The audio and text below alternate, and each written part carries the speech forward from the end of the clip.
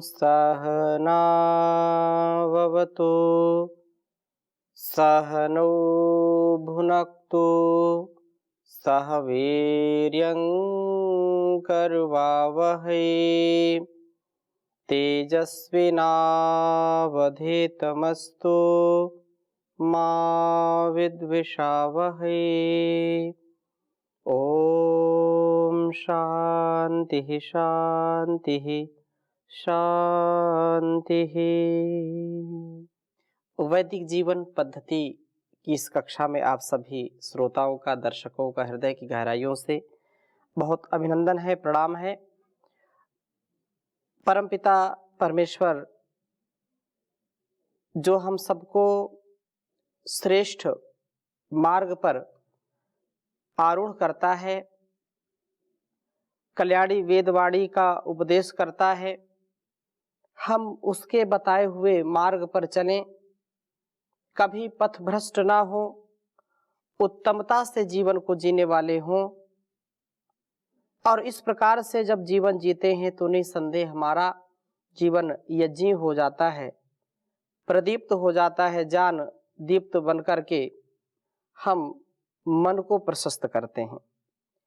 ऋग्वेद के चतुर्थ मंडल के 33वें सूक्त के मंत्रों का स्वाध्याय हम कर रहे हैं। प्रथम और द्वितीय मंत्र हमने पढ़ लिया था। तृतीय मंत्र में भी बहुत सुंदर चर्चा की है कि ऋभु विभुवावाज मस्तिष्क व शरीर को स्वस्थ बना करके प्रभु का स्मरण करते हैं, सोम का शरीर में रक्षण करते हैं और यज्ञशील होते हैं। निसंदेह जीवन को श्रेष्ठ बनाने के लिए हमको इस ज्ञान परंपरा को, शरीर को, मन को, मस्तिष्क को पूर्ण स्वस्थ रखना यह परम कर्तव्य होगा।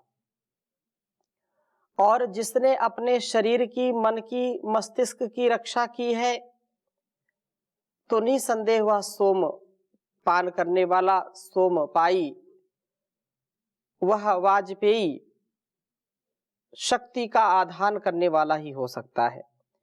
और उसका संपूर्ण जीवन अपने कल्याण के लिए तो होता ही होता है, संसार को भी अत्यंत कल्याणकारी बना देता है। इसी प्रकार से चतुर्थ मंत्र में भी बहुत सुंदर बात कही कि वेदवाणी रूप गौ का रक्षण करें हम। ओम यत् संवत् संवृभवो गाम रक्षण्यत्य संवत् मृभवो मा अपिंशन यस्संवत् संभरन् भासो अस्त्यास्ताभि शमीभिरमृत्वमाशुः।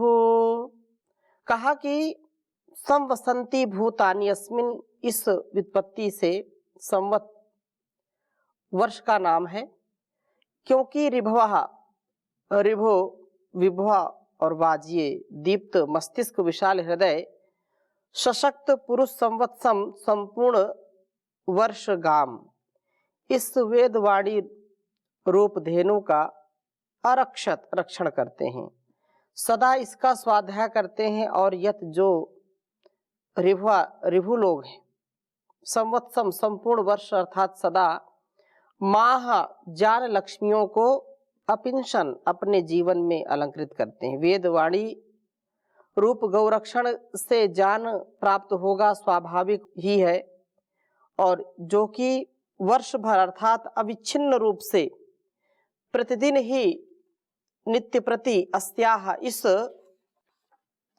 वेदवाणी रूपी जो गौ है, भास जान दीप्तियों को अपने अंदर भृत करते हैं।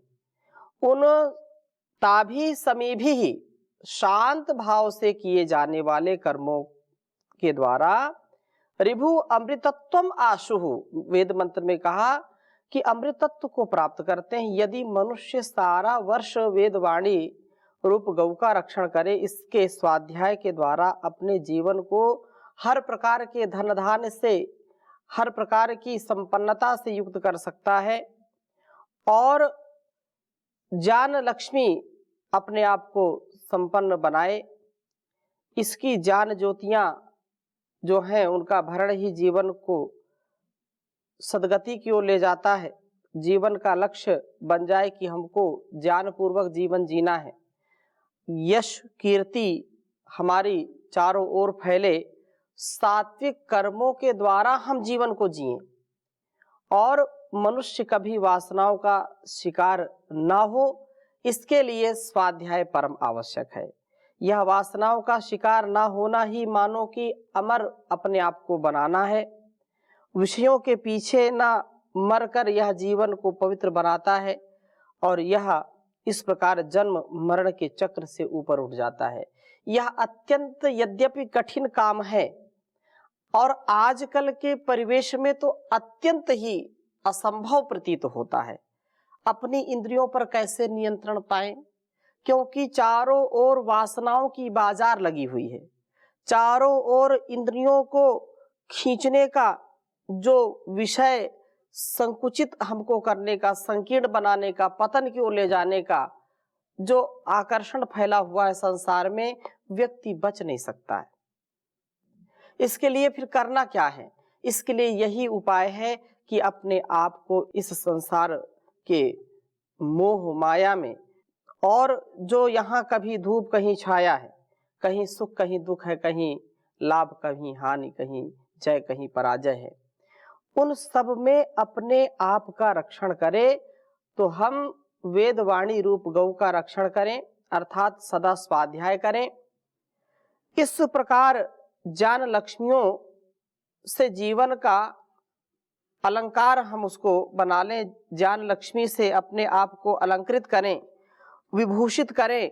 हम बाहर के लोगों में जो वासनाओं को हमारे जीवन के लिए बिल्कुल ऐसे बना देते हैं जैसे एक असहाय, निरीह, निर्बल, दुर्बल हमारे जीवन को बना देते हैं। इसलिए हमको प्रयास ये करना है कि स्वाध्याय पूर्वक जीवन को जी करके अपने जीवन और इस जगत की भलाई के लिए सदा उन्नत बने और दूसरों को भी बनाएं। यही निसंदेह है इस वेद का भेद, इस वेद का जो रहस्य है, इसको हम समझ पाएंगे। क्योंकि स्वाध्याय की बड़ी महिमा है। स्वाध्याय जो करता है वो कभी भी भूलता भटकता नहीं है। इसलिए स्वाध्याय निरंतरता से करें। योग दर्शन में भी भगवान पतंजलि ने बार बार कहा है कि स्वाध्याय ईश्वर प्रणिधान। यदि हम शौच, संतोष, तप, स्वाध्याय, ईश्वर प्रणिधान के साथ जीवन को जिएंगे, अष्टांग योग के साथ जीवन को जिएंगे, तो अत्यंत हमारे लिए लाभकारी है और समाज के लिए भी लाभकारी है। तो यह आत्मसात करें। फिर कहा कि तपः स्वाध्याय ईश्वर प्रणिधानानि क्रिया योगः। तो ये जो स्वाध्याय है, स्वाध्यायान मा प्रमदः, स्वाध्याय में कभी प्रमाद नहीं करना चाहिए। उपनिषदों में बार बार इसकी चर्चा आई है और नीति शास्त्रों में भी चर्चा आई है कि हमको कभी भी स्वाध्याय में प्रमाद नहीं करना। स्वाध्याय करने से व्यक्ति उलझता नहीं है। स्वाध्याय करने से व्यक्ति अपने जीवन और इस जगत की जो कल्याणकारी भावना है उससे ओतप्रोत हो जाता है। और बहुत सुंदर बात जो है कही है,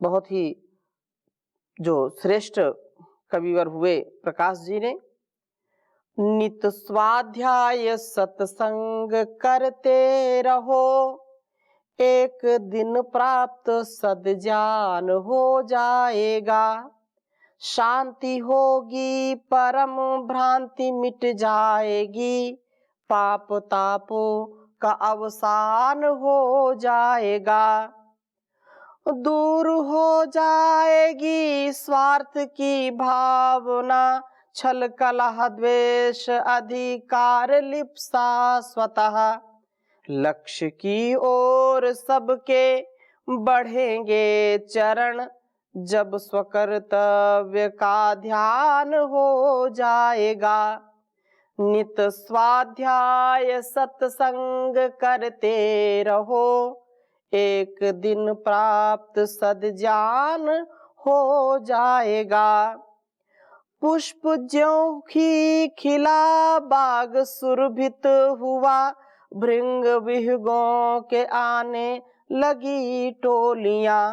सद्गुणों की सुगंधी लुटाते चलो, सबके हृदयों में सम्मान हो जाएगा। नित्य स्वाध्याय सत्संग करते रहो, एक दिन प्राप्त सद्ज्ञान हो जाएगा।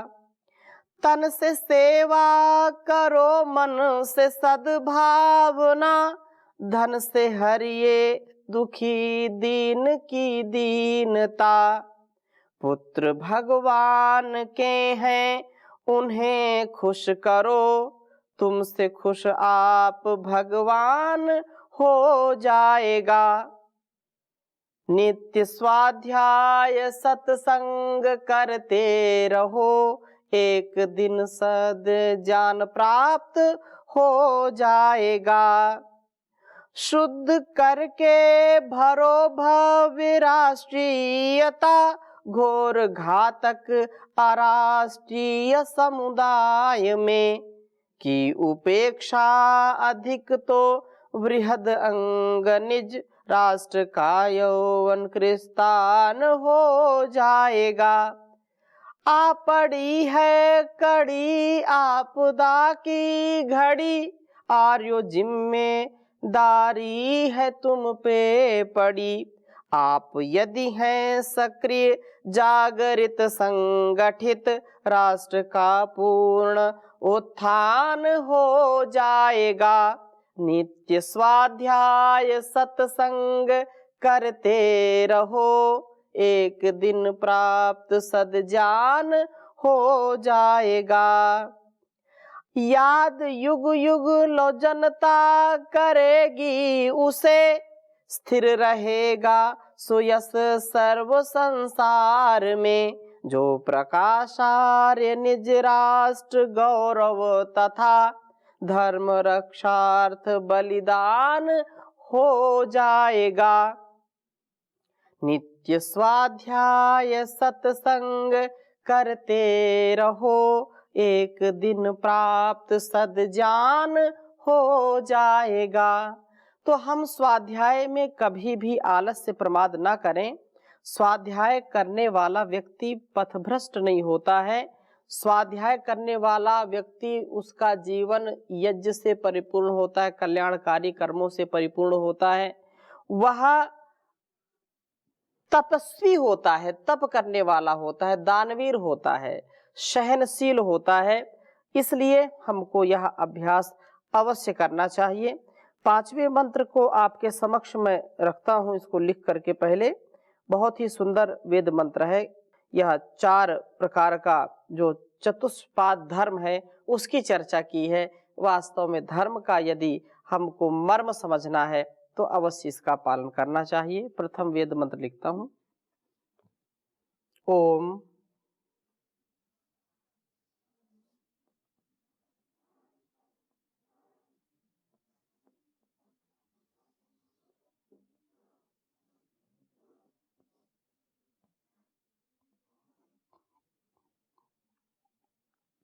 ज्येष्ठ आह,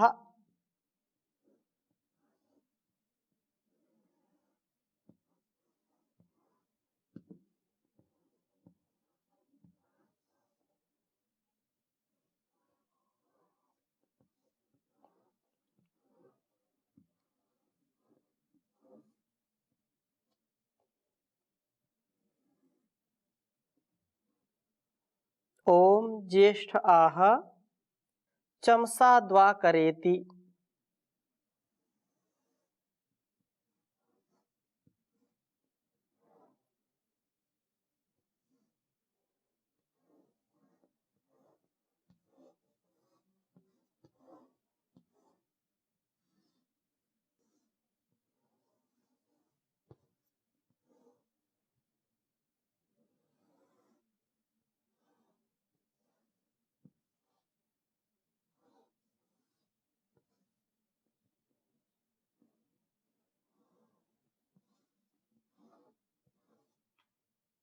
कनीयान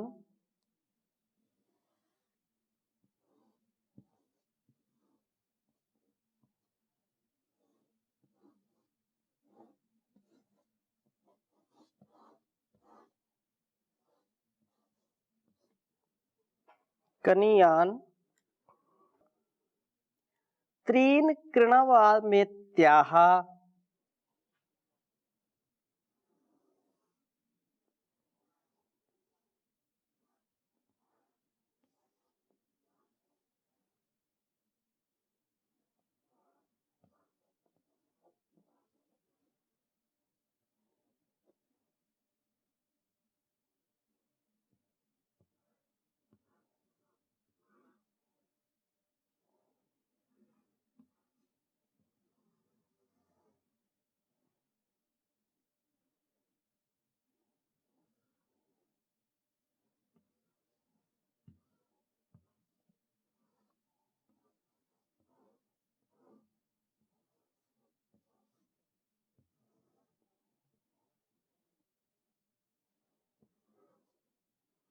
त्रीन कृणवामेत्याह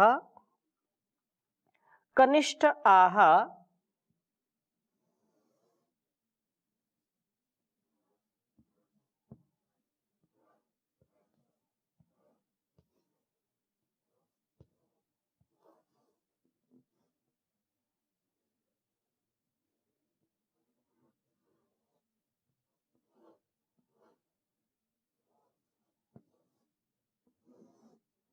कनिष्ठ आह चतुरस्करेति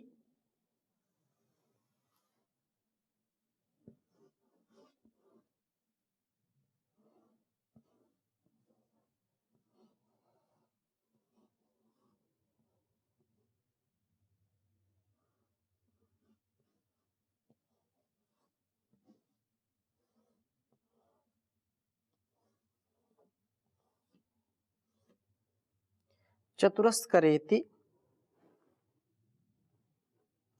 त्वष्ट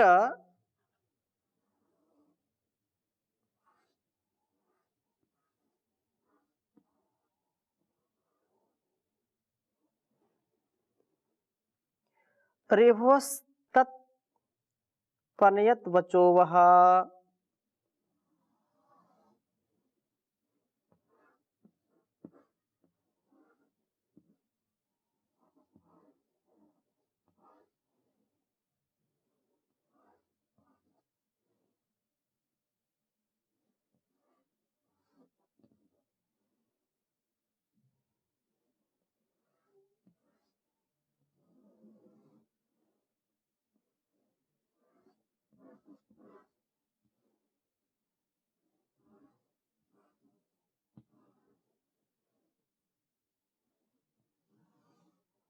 तत्पनयत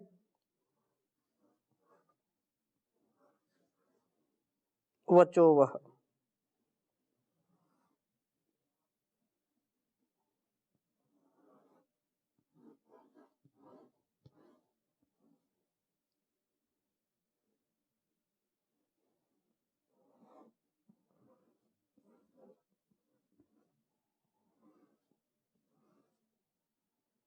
ऋग्वेद के चतुर्थ मंडल के 33वें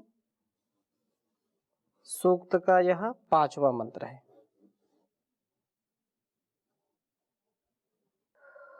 ओम ज्येष्ठ आह चमसा द्वाकरेति कनीयान त्रीन कृणवामेत्याह कनिष्ठ आह चतुरस्करेति त्वष्ट ऋभवस्तत्तपयो तत्पनय वचोवः। ओम ज्येष्ठ आह चमसा द्वाकरेति कनीयान त्रीन कृणवामात्याह कनिष्ठ आह चतुरस्करेति त्वष्ट ऋभवस्तत् पनयवत वचोवः। कहा कि ज्येष्ठ आह चमसा द्वाकरेति कनीयान त्रीन कृणवामेत्याह कनिष्ठ आह चतुरस्करेति त्वष्ट ऋभवस्तत् पनयवत वचोवः। पनयत वचोवः अर्थात वेद मंत्र का भाव इस प्रकार है कि ज्येष्ठ, जो ज्येष्ठ है, जो सबसे बड़ा है, श्रेष्ठ है, अर्थात सबसे पहले आने वाला जो है व्यक्ति, आह कहता है कि चमसा इस शरीर रूप पात्र का, या शरीर रूप जो पात्र द्वारा द्वाकर इति तप व दान रूप दो धर्मों का पालन करते हैं। इसके बाद आने वाला कनियान, सबसे छोटा पर कनदीप्त, अधिक दीप्त होने वाला, आह कहता है कि त्रीन कृवाम इति यज्ञ तप व दान, इन तीन धर्मों का आचरण करते हैं।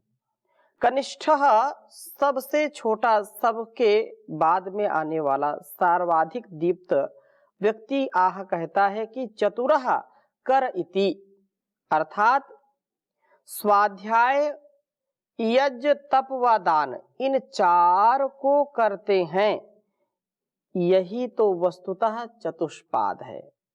अर्थात कहने का तात्पर्य यह है कि जीवन को जीने के लिए दिव्यता, भव्यता और समरसता से, उत्कर्ष से युक्त जीवन जीना चाहते हैं तो चार चीजें हमको जीवन में जरूर धारण करनी चाहिए।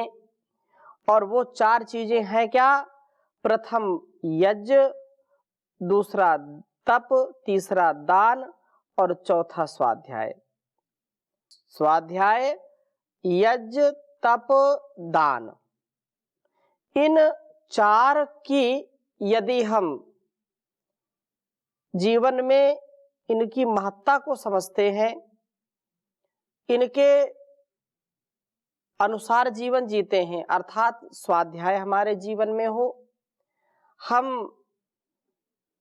यजनशील हो, कल्याणकारी हो, तथा तपस्वी हो, दान देने वाले हों, त्याग की भावना वाले हों, समरसता से युक्त जीवन जीने वाले हों, तो ऐसा जब हम जिएंगे तो स्वाध्याय हमारे जीवन को भटकने नहीं देगा और फिर हम कल्याणकारी कर्मों में लग जाएंगे। मनसा वाचा कर्मणा, सारे जो दुर्गुण है, दुर्व्यसन है, दुर्व्यवहार है, उनको दूर करके हम सद्व्यवहार से युक्त होकर के, सद्जान से युक्त होकर के जीवन को जीने वाले बन जाएंगे।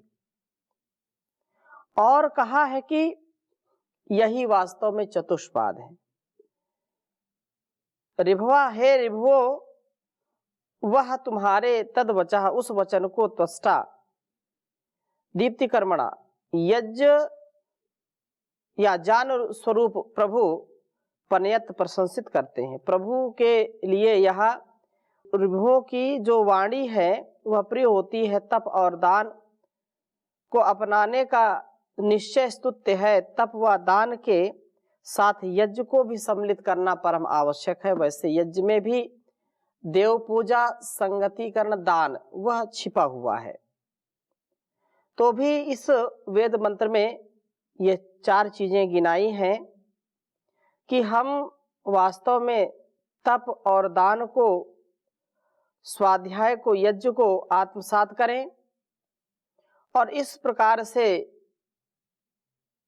ये चतुर जो पाद हैं, चतुष्पाद हैं, यह चतुष्पाद धर्म के पालन का निश्चय स्तुत्यतम ही हो जाता है, अर्थात यह सबसे स्तुति से युक्त होता है। हम स्वाध्याय, यज्ञ, तप व दान रूप चतुष्पाद धर्म के पालन का निश्चय करें। हमारा यह निश्चय हमें प्रभु के लिए